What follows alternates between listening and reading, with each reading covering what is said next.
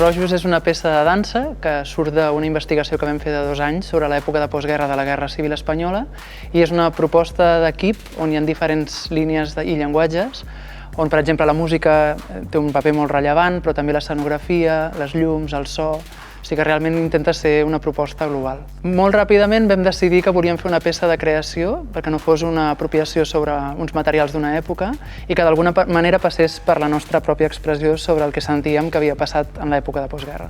Llavors, hi van haver unes línies transversals que vam treballar des dels diferents llenguatges, com van ser el silenci, el rastre, idees que ens recordaven aquesta memòria que per diferents motius sentim que d'alguna manera sempre es repeteix. I en les cançons hi ha una pràctica curiosa que vam voler dur a terme, que va ser replicar la transmissió oral que hi havia amb les cançons d'aquella època, de manera que ens vam aprendre les cançons persones que en principi no les cantàvem i les vam anar aprenent entre nosaltres com perquè es anés transformant en aquesta transmissió. Ladridos entre vencidos, calla y aúlla. Yugo yegua, traga, traga,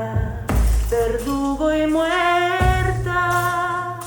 Traguera, traguera. És una peça de dansa perquè a mi sempre m'agrada molt defensar el llenguatge de la dansa com a un llenguatge no narratiu i universal, però clarament hi ha molts elements que volem que juguin i que estiguin presents en la peça escènica, com pot ser la teatralitat, una mirada més poètica, una mirada també més cinematogràfica en les transicions, o sigui que volem que tothom se senti acompanyat en aquest veure i tenir eines per mirar la dansa. Però precisament en la